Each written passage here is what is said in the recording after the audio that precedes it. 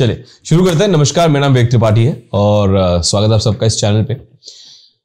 तो रूल्स याद करें, रेगुलेशंस याद करें, फॉर्मूला याद करें, अप्रोच याद करें। सर देखिए बेसिकली क्या है कि कहने को तो बहुत सारी बातें कह सकते हैं, बट इंग्लिश में इट्स ऑल अबाउट लॉजिक। जी हाँ, भाषा है, लॉजिक से बना है, लॉजिक से ही चलता है। जैसे आप रीजनिंग में, मैथमेटिक्स में लॉजिक यूज करते हो ना, बिल्कुल इसी तरह से इंग्लिश में भी लॉजिक होता है।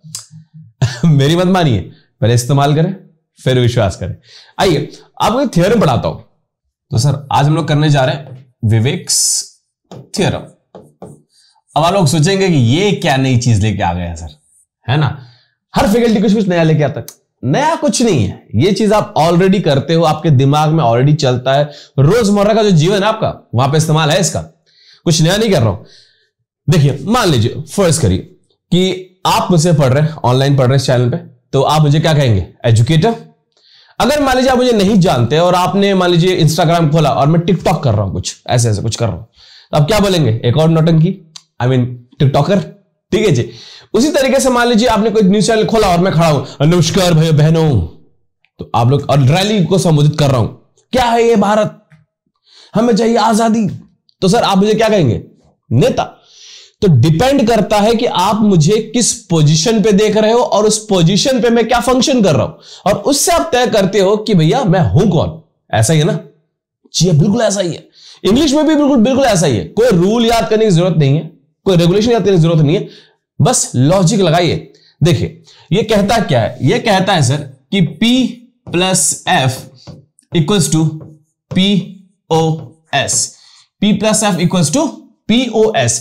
तो जब आप बात करते हैं P plus F equals to POS, अब आप पूछेंगे सर ये क्या है यार, ये क्या नई चीज बना दी है आप? नया कुछ नहीं है। देखिए बस फॉर्मूले में डालना है इसको। Formula sense approach. देखिए सर पहले आपके पास यहां पे आ गया पोजीशन, फिर सर आपके पास यहां पे आ गया एफ से फंक्शन। आप किसी भी शब्द का पहले पोजीशन चेक करिए, फिर उसका फंक्शन चेक करिए, and then after you can decide कि सर उसका POS क्या होगा, यानी उसका पार्ट्स ऑफ स्पीच क्या होगा। POS क्या होगा, यानी उसका पार्ट्स ऑफ स्पीच क्या होगा। जी हां बिल्कुल। देखिए मान लीजिए एक सेंटेंस आपके सामने मैंने लिखा, मैंने कहा early bird catches its prey. Early bird catches its prey. तो सरकार जब हम कहते हैं कि early bird catches its prey, तो आपके सामने क्वेश्चन पूछा गया, और एक क्वेश्चन ले लेते हैं। मैंने कहा ही वोक अप अर्ली, ही वोक अप अर्ली। अब मान लीजिए ये मेरे पास सारे सेंटेंसेस हैं। अब सर मैंने कहा कि early bird catches its prey, और सवाल आपसे पूछा गया कि मुझे बताओ अर्ली क्या कर रहा है यहां पे। इन दोनों सेंटेंस में अर्ली का पार्ट ऑफ स्पीच क्या है?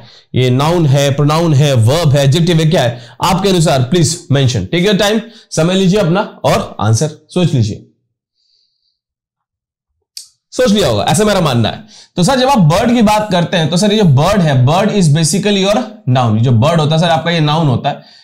अगर कोई भी चीज नाउन के बारे में अधिक जानकारी दे रही है, अगर कोई भी वर्ड ऐसा है जो नाउन के बारे में आपको अधिक जानकारी दे रहा है, तो उसको क्या कहते हैं? एडजेक्टिव कहते हैं।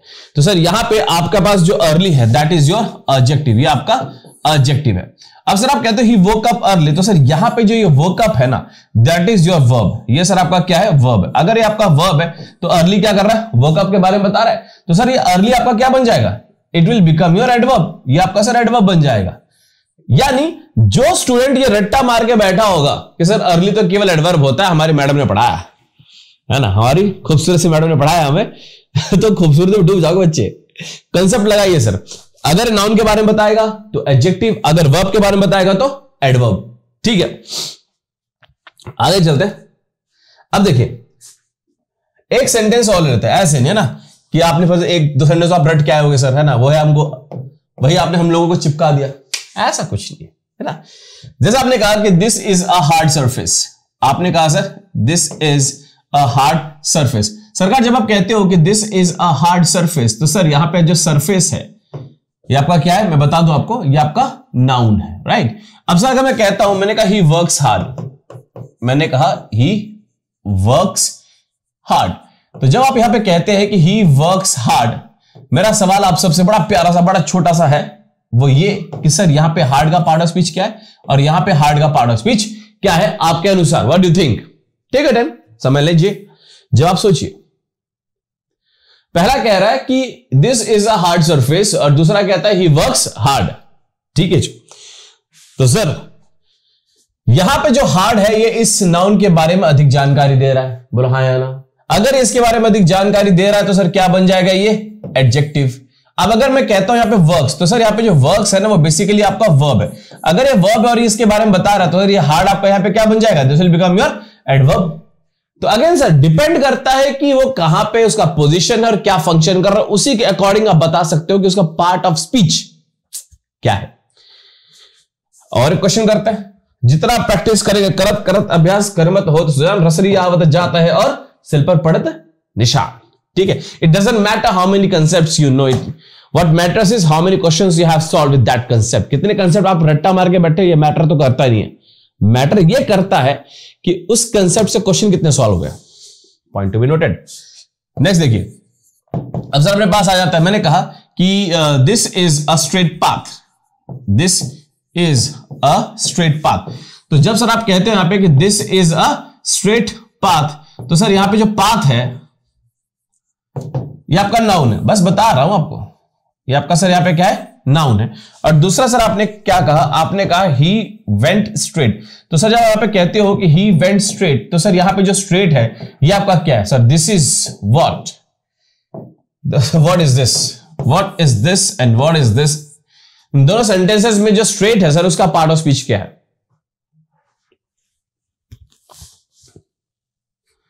चलिए प्रभु जल्दी आंसर दीजिए। सर देखिए ये स्ट्रेट है, ये नाउन के बारे में बता रहा है, तो इसको आप कह सकते हैं adjective, this is your adjective. और यहां पे जो वेंट है सर ये आपका वर्ब है, अगर ये आपका वर्ब है और इस वर्ब के बारे में जानकारी दे रहा है तो उसको आप कह सकते हैं सर एडवर्ब। तो this is basically your adverb, तो सर आपका ये एडवर्ब बन जाता है। ठीक है, अब सर ये तो भाई आपने शायद कोई एक चैप्टर उठा लिया वहां से बता दिया, और बताइए सर, तो और लीजिए आपकी इच्छा। सर आंखों पर सर एक क्वेश्चन आ जाता है, मैंने कहा कि swimming is good for health, बड़े से बड़े कंसेप्ट है सर, इससे हल हो जाते हैं। बड़े से बड़ा कंसेप्ट भी आराम से किया जा सकता है अगर छोटा सा लॉजिक अगर आप सबको आता हो तो।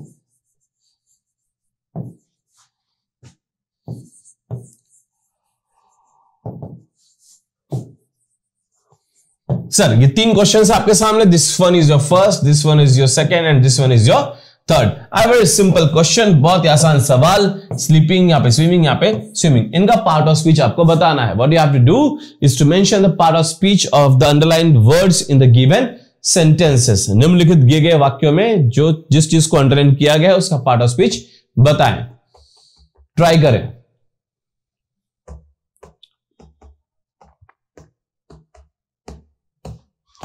चलिए देखते हैं, बहुत ही आसान चीज है। अब यहां पे अगर आप देखो तो सर ये जो डॉग है ना ये आपका नाउन है, ये डॉग अगर आपका नाउन है तो ये स्लीपिंग क्या कर रहा है, इस डॉग के बारे में अधिक जानकारी दे रहा है। अगर ये स्लीपिंग डॉग के बारे में अधिक जानकारी दे रहा है तो इसको आप क्या कहेंगे, एडजेक्टिव। क्या कहेंगे, एडजेक्टिव। अगर मैं कहता हूं कि he is swimming in the pond, तो सर ये जो ही है ना ये आपका क्या है सर, यहां पे डूअर है। ही क्या आपका डूअर, हिंदी में इसको कहते हैं बाबू कर्ता, करता है ना। तो जो स्विमिंग है ना यहां पे क्या बन गया, दिस इज योर एक्शन। अगर ये एक्शन बन गया तो इसको क्या बोलेंगे आप लोग, वर्ब। क्या कहेंगे आप लोग, वर्ब। अब इसी तरीके से देखिए यहां पे सेंटेंस में अगर मैं देखूं तो स्विमिंग को कहां रखा गया, स्विमिंग को रखा गया सब्जेक्ट की जगह पे। स्विमिंग को कहां रखा गया, सब्जेक्ट की जगह पे रखा गया। अगर स्विमिंग को आपने सब्जेक्ट की जगह पे रखा है तो एक मिनट यार, ये एक सिंपल सा थ्योरी नहीं था कि जो सब्जेक्ट होता है उसकी जगह पे नाउन या प्रोनाउन होता है, यानी सब्जेक्ट का जो रोल है वो नाउन और प्रोनाउन निभाते हैं, है ना। तो बेसिकली यहां पे ये सब्जेक्ट का काम कर रहा है। यानी क्या, मैंने कहा सब्जेक्ट की जगह पे कौन आता है, या तो नाउन आता है और या तो प्रोनाउन आता है। तो सरकार ये प्रोनाउन तो हो नहीं सकता, इसका मतलब यहां पे किसका काम कर रही है, नाउन का काम कर रहा है। किसका काम कर रहा है, नाउन का काम कर रहा है। अब देखिए, अगर मान लीजिए आपके पास वर्ब की फर्स्ट फॉर्म प्लस आईएनजी है, आपके पास वर्ब की फर्स्ट फॉर्म प्लस आईएनजी है और ये आपको काम करके दे रही है सर नाउन का, if it is acting as a noun, तो सरकार आप इसको कहेंगे gerund, this will be called as gerund, इसे जेरेंड कहा जाएगा सर, ठीक है। लेकिन अगर मान लीजिए यही जो वर्ब की फर्स्ट फॉर्म प्लस आईएनजी है ये आपको एक्शन शो करना शुरू कर दे, क्या शो करे सर, एक्शन शो करना शुरू कर दे, तो सर आप इसको क्या कहेंगे, आप इसको कहना शुरू कर देंगे सर वर्ब।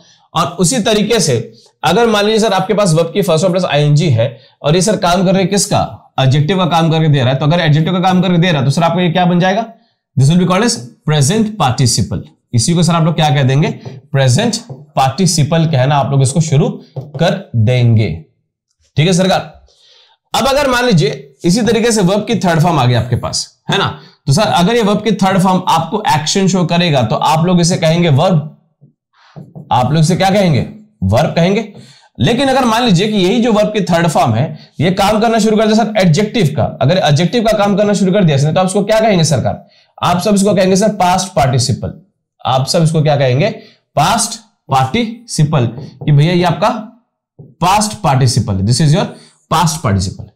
तो दैट मींस व्हाट, जो बात हमने बहुत पहले की थी, जो सबसे पहले स्लाइड में हमने बात की थी, क्या कहा था, P plus F equals to POS, यानी बिल्कुल सही बात है कि सर अगर मान लीजिए किसी भी चीज को आप कोई भी नाम देना चाहते हो तो first you have to decide the position, then you decide the function, then only you can mention the part of speech. पहले आप उसका पोजीशन बताइए, फिर आप उसका फंक्शन बताइए और फिर आप उसका बता सकते हैं क्या, पार्ट ऑफ स्पीच, ठीक है जी। तो ये जो फॉर्मूला देखा है ना सर, इसको कहा जाता है विवेक्स थ्योरम। जब पाइथागोरस ने बनाया तो उसको आपने कहा पाइथागोरस थ्योरम, ये जब हमारा ही ऑब्जर्वेशन है और हमने बनाया तो उसको क्या कहेंगे, हम कहेंगे उसको विवेक्स थ्योरम।